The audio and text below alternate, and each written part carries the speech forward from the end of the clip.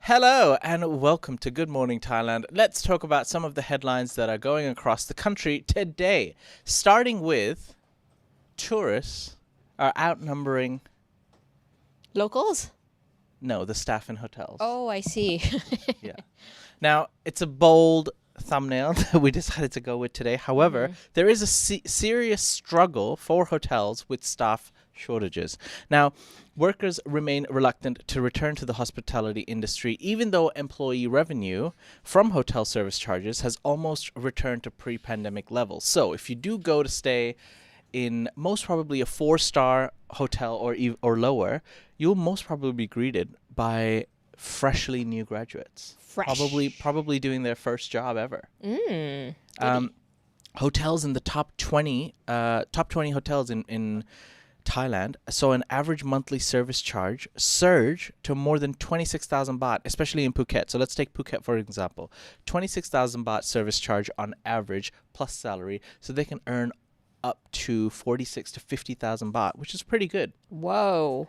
Considering that the minimum wage in Thailand is 313 baht. yeah, which per is day. approximately 10,000 baht, almost there. But why are there fewer workers if there's such high demand? And especially if the hotels are paying so much. The thing is, imagine if you're a worker right now, right? Okay, a Like, worker. and you want to go and work into hotels. Even though employees can earn a higher income, they have to deal with the extra workload because the hotels are understaffed. So if I go and work in a hotel, even though I'm earning a lot, I'm going to have to work my butt off, especially because the hotels are booked because it's high season, and I have to help out doing multiple jobs at the same time, not just my own job. So people are not finding it worth it. Really? I love the hotel industry. I would work my butt off too.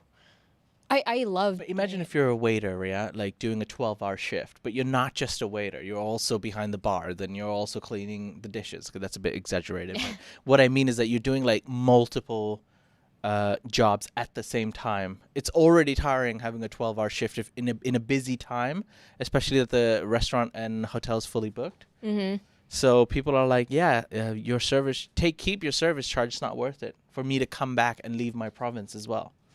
Right. So if you're like farming, let's say in one of the southern provinces of Thailand, what attraction would you have to work your butt off for a big amount of money? Well, then that means that's not their passion then. Because if it's your passion, then you would, and you love to serve people, then that wouldn't be a problem. If anything, this is like a bonus. You get to meet more people. You get to do more things. I don't know.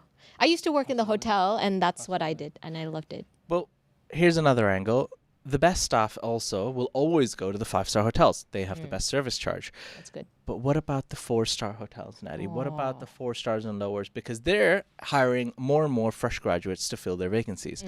Now, what about the tourists? Is everything full in Thailand? Is every hotel full in Phuket, for example? No.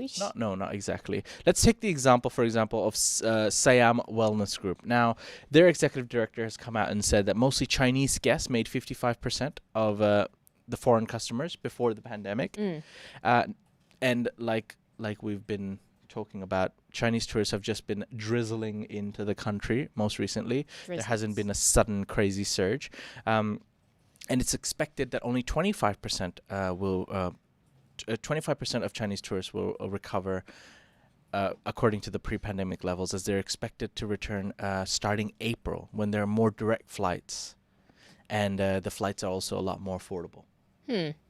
So Siam Wellness, for example, is a company that does not have a serious recruitment problem because, they need therapists, and they actually prepare and train their workers and therapists themselves.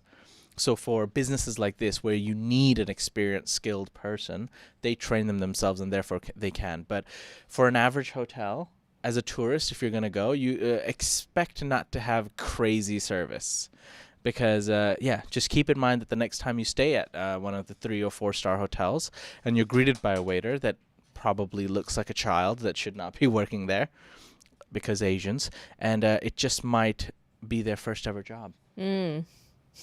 Have you ever abused a waiter, Natty? Oh, never. Don't lie to me. No, because I used to be a waiter myself too, so I know how it feels like to be reprimanded unfairly by unjust customers. Have So you I try have you not ever to. been greeted by a waiter in Thailand in general, anywhere really, that just doesn't care?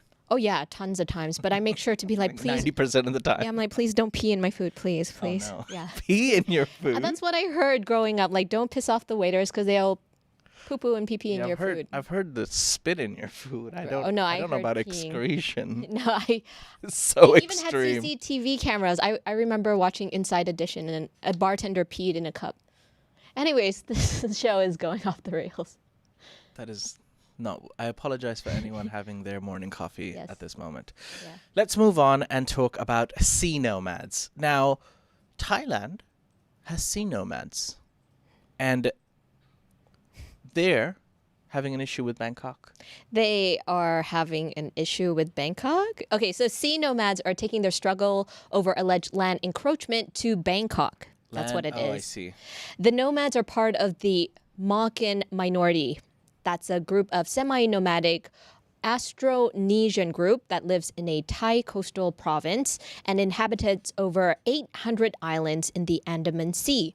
Yesterday, a group of Makan people from Got Lipe rallied in front of the Treasury Department demanding justice over alleged land encroachment and intimidation. A coordinator for the Makan of Andaman Network said that a land occupation right issued to an influential figure encroaches on the land of a school on Got Adang.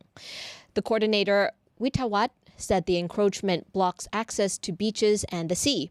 He also said that the Makan indigenous people used to have free access to the beaches and sea, but now they're being denied such access. The group submitted a petition to an official at the UN office in Bangkok yesterday morning, seeking an investigation into alleged human rights violations.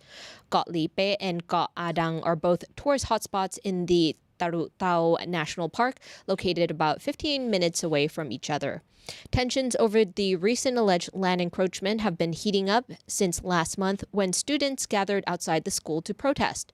Makan number less than 3,000 people and have been living in the region with land bases on Got Lipe for centuries. So yeah, they're basically just asking for their rights as people who have been living there for centuries. I see. I see. You're now updated. You see I see now. oceans. Yeah, no pun intended. I didn't. Yeah. I didn't mean it that way. Okay. But yeah, and that's that. All right, ladies and gentlemen, we're gonna take a quick break. Once we come back from the break, we've got 3 amazing stories, including Thailand making it to the World Cup. They have a realistic chance now. What? Yeah. That's soccer for those of you, and football. Then there's obviously the story with the buffalo semen that's worth 1 million baht. Yeah. Everyone's waiting for that one. It's my story. And if you have trouble breathing, try singing. That's a real thing. Find out more after the break. And join the fun at Carnival Magic, the world's first Thai carnival theme park. Don't miss the opportunity to experience the enchantment of the magical wonders at the one, the only Carnival Magic Phuket. Welcome back. You're watching Good Morning Thailand, and this show is brought to you by Carnival Magic, the Carnival Fantasy, a place of wonder. So if you travel to Phuket next time, especially in the Kamala area, visit Carnival Magic with your family or loved ones, and you will not be disappointed. It's a great evening to spend, some great food available, and a great show. One of the best attractions in Thailand, Carnival Magic. I'd like to take this moment to give a big shout out to 66 July Boy, Thaiger member. He's actually joined us live today. Wow. So, thank you for joining us live. Normally we see his comments afterwards. As well, a former OG member. Just wanted to give a shout out to West Texas Greg. Hello. He's been away for a while. He's been a busy bee. Yes. But it's good to see you back on the chat, West. Hope you're doing well. Yes. Well, not West, Greg. Oh, yeah. Just call him West. All right, let's now talk about Thailand targeting the World Cup spot. Yeah, do tell. Right, this is real because Thailand aim to become the first force in Asia and claim their first ever World Cup spot after retaining the ASEAN title on Monday night. They beat Vietnam. Yeah, so the War Elephants, That's what Thailand's football team is known as. They won their second successive ASEAN crown after beating Vietnam 3-2 on aggregate. And they won the AFF Mitsubishi Electric Cup final. And it's quite well known that they're pretty much the most leading team out of Southeast Asia. I like to call them the best of the rest. Even the FIFA president, Gianni Infantino, was watching this match. And basically, Thailand usually dominates Southeast Asia. However, they get dominated by the likes of Japan, South Korea, and Saudi Arabia, which are the clear leaders in the Asian region that make it to the World Cup. However, things are changing for the next World Cup. Normally, only 32 teams are allowed. This time, there'll be 48 teams. So the format is expanding to allow more teams, more countries to join. And there will be 8.5 slots available for ASEAN teams. I don't know why 8.5. Yeah, what's the 0.5? Maybe one of the countries is very small and counts as only half a place, like Maldives or something. I don't know. Or maybe half the team is there. Yeah, only half the team. I know, that's sad. But yeah, Asia has 8.5 slots. I don't know how they've allocated that or how that makes any sense. But Thailand has a very realistic chance, especially if they continue in their current trajectory because they're performing very well. Their next goal will be to win the Asia Cup. That's where they'll face the big ranking teams like South Korea, Japan, and Saudi Arabia. Saudi Arabia, of all teams in Asia. But yeah. Go Thailand! How do you feel about the War Elephants? Would you feel proud if Thailand was in the World Cup? Yeah, of course. I'm rooting for them, even though I don't watch soccer at all. I would like it to be known that I asked Num, one of our editors, how would he feel about Thailand making it to the World Cup, and he said he doesn't care. Oh no! And that's simply unpatriotic, and we're gonna have to let him go after the show. Oh no! On that note, let's now talk about the 1 million baht buffalo semen. Everyone's been waiting for it. Nettie, please tell me more. Yes, I've also been waiting to tell this story. Know. Yeah. So a farmer in Kalasin province makes 1 million baht every single month by selling solely semen from one special water buffalo named Big Billion. I love that name.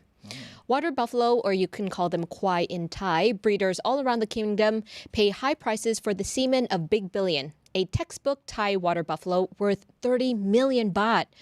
Breeders use Big Billion seed to artificially inseminate female buffaloes in hopes of giving birth to a new generation of beautiful buffalo that will grow up to sell for millions just like their father. Now, Thailand's buffalo scene isn't all about farming, in case any of you were wondering. Buffaloes are bred for their beauty and strength and compete in national pageants. Just like how humans have beauty pageants, so do Thai buffaloes. Now, the winners sell at auction at many of the Thailand's buffalo festivals for millions of baht. Mongkon said that his family has bred kwais for generations and has been a witness of the ever-decreasing role of buffaloes in Thai society. Now, Mongkon is actually the owner of Big Billion, the 30 million baht buffalo. He said that villagers don't like to raise them the same way they once did. Farmers use tractors and farmers use tractors instead of buffaloes because they're faster and more convenient and opt for chemical fertilizers rather than manure, which is the poo-poo. There are over 20 pageant buffaloes at Mongkon's farm, but Big Billion is his hero. Mongkon bought Big Billion 6 years ago for only 500,000 baht, but now it's worth 30 million. That's a pretty huge increase there. Now, after Big Billion won several provincial beauty contests, breeders everywhere wanted to buy Big Billion semen, which now generates 1 million baht every month. And he said that there are about 350 breeders in his circle in Kalasin who collectively own about 10,000 pageant buffaloes. For some time, the industry has died down, but now more people are gaining interest again. Not too sure why, but that's interesting. This is such an interesting story. I'd like to cover it. I mean, who knew there was a lucrative market for buffalo semen? Yeah, 30,000 baht. You can buy a pretty swanky condo in Bangkok for that amount of money. 30,000 baht. 30 million. 30 million baht. Yes. It's like, whoa. Yeah, I'd rather buy a house. I mean, it's all about the condos in Bangkok too. But I mean, yeah, I completely get you. 30 million baht is a lot of money. Mm-hmm. It's a while back, almost $1 million when the exchange rate was kinds. But anyways, you now know where to look for if you want some buffalo semen. Yeah, in case you want to invest. Yeah. Invest in buffalo semen. I mean, and in the world of now investments, who are we to judge buffalo No. semen? Yeah. Yeah. All right, ladies and gentlemen, our last story today is about breathing. Because if you have trouble breathing, try singing. Yeah, because if your doctor told you to sing your health problems away, you'd probably think he's a little bit of a quack. Yeah. Quackies. But a group of people actually in Singapore are singing their way to better breathing and lung health. And there's scientific backing and proof for this. They have weekly singing sessions, which is facilitated by a health company, and they're free, and they're open to anyone who suffers from breathlessness.